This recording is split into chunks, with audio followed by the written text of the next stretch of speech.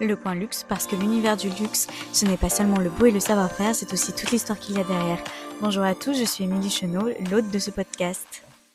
C'est l'un des designers américains les plus emblématiques, il a travaillé pour Louis Vuitton et ce mois-ci il a créé la surprise en signant la couverture du Vogue américain. Et oui, cette semaine nous nous penchons sur le parcours et le style de Marc Jacobs.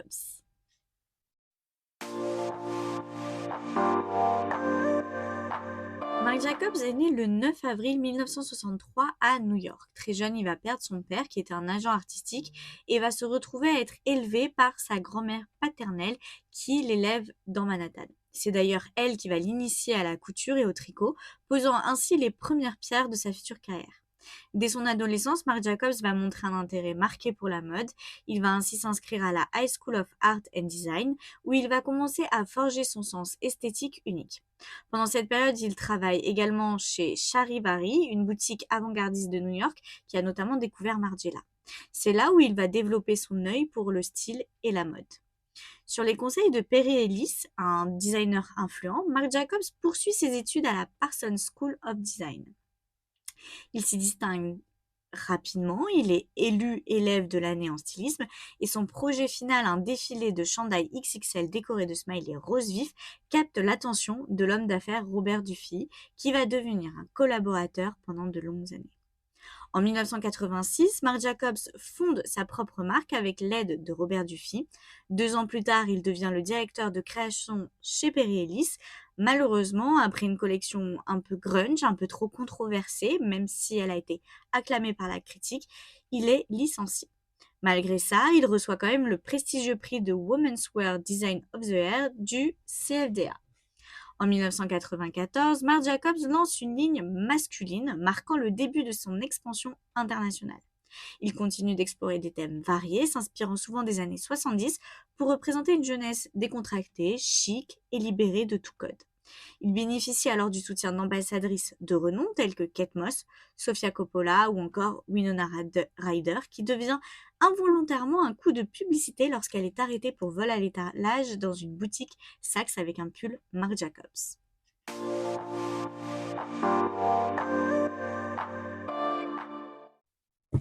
En 1997, Louis Vuitton recrute Marc Jacobs comme directeur artistique, marquant une révolution dans l'histoire de la mode.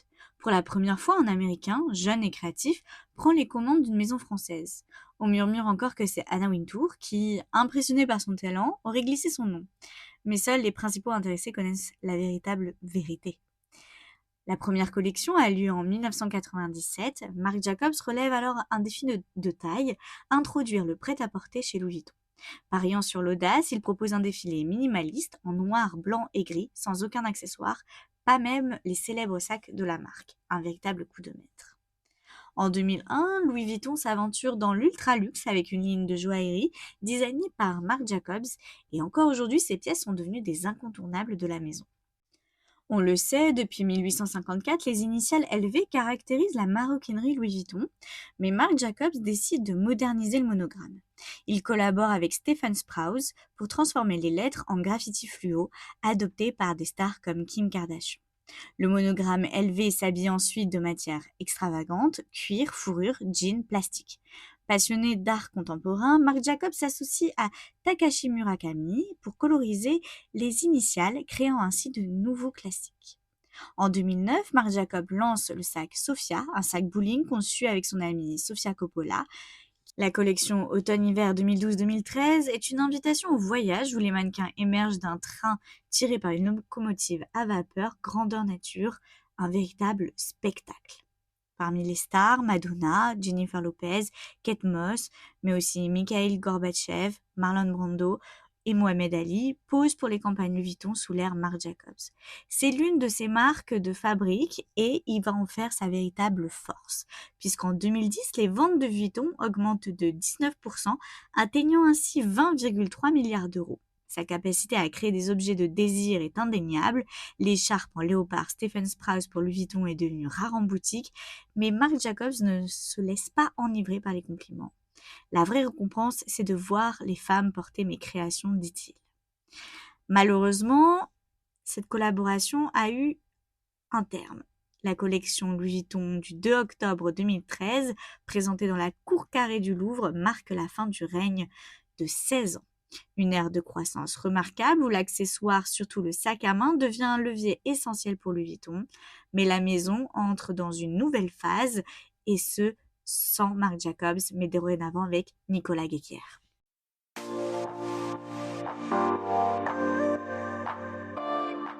En parallèle de sa collaboration avec Louis Vuitton, Marc Jacobs continue de faire vivre sa propre maison de mode. La marque commence à se faire connaître et est même soutenue financièrement par LVMH qui en détient des parts.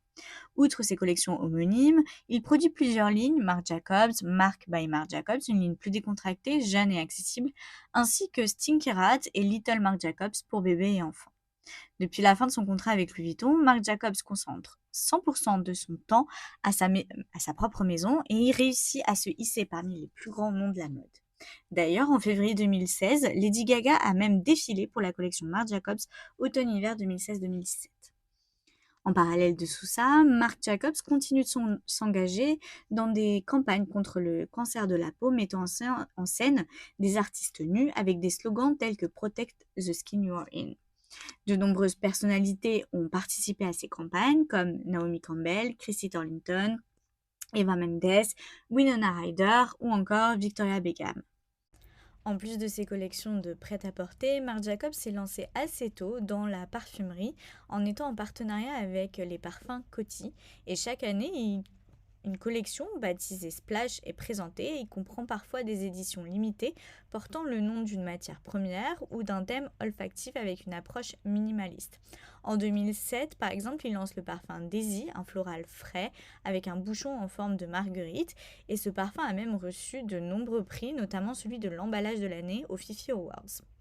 Il est également en collaboration avec Sephora et Marc Jacobs lance en 2014 une ligne de maquillage distribuée par l'enseigne et dans les boutiques Marc Jacobs. Cependant, depuis août 2021, il est confirmé que le Marc Jacobs Beauty est discontinué et vit ses derniers mois d'existence. Malgré tout, la maison de mode Marc Jacobs continue d'exister et continue de faire partie des meilleures maisons de mode encore aujourd'hui.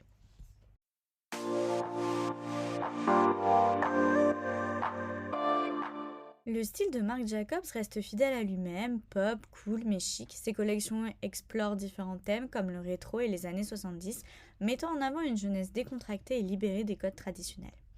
Marc Jacobs demeure un styliste du luxe et de l'élégance. Ses créations, reconnues pour leur finesse et féminité, se distinguent aussi par leur côté imprévu qui a fait sa renommée.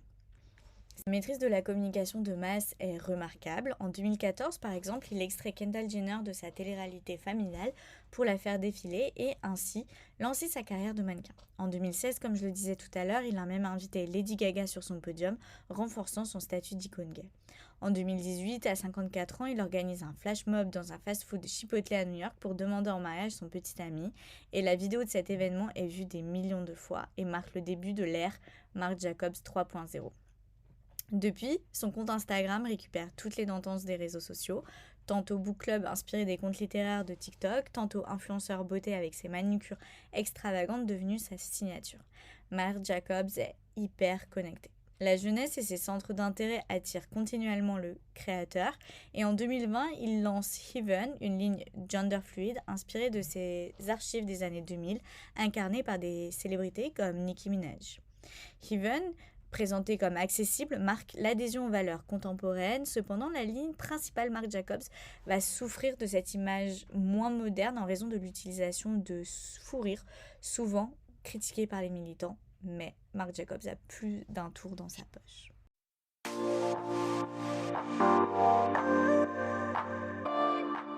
Au cours de sa carrière, Marc Jacobs a reçu de nombreuses récompenses, notamment en 1990, il a reçu le prix du vêtement féminin du Conseil des créateurs de mode américain. Il remporte ensuite le prix du vêtement masculin en 2002 et le prix international en 2009. Au total, il va cumuler 7 prix décernés par le Conseil des créateurs.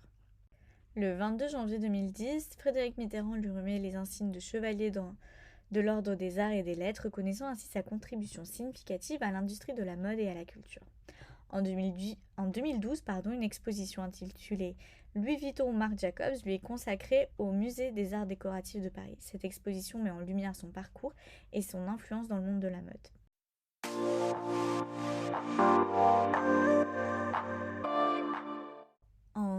2024, Marc Jacobs a créé la surprise et cela grâce à Anna Wintour. En effet, pour la première fois depuis sa prise de fonction à la tête de Vogue, Anna Wintour a confié la direction du magazine à Marc Jacobs.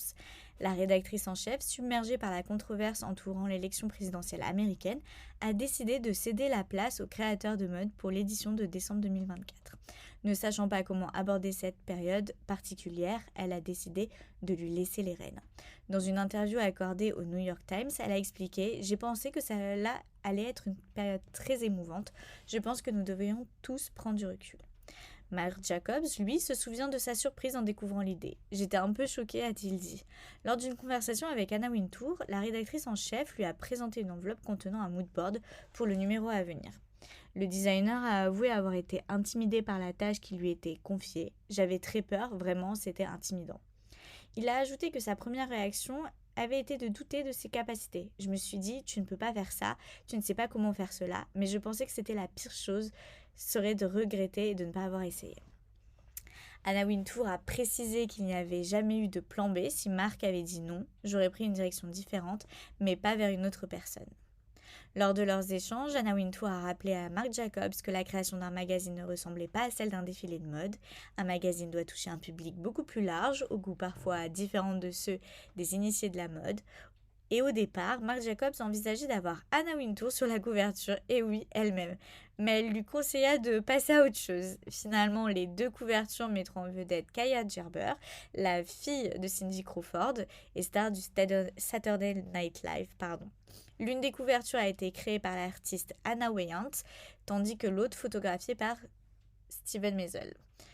Le numéro 2 décembre de Vogue sera disponible dans quelques jours d'ailleurs.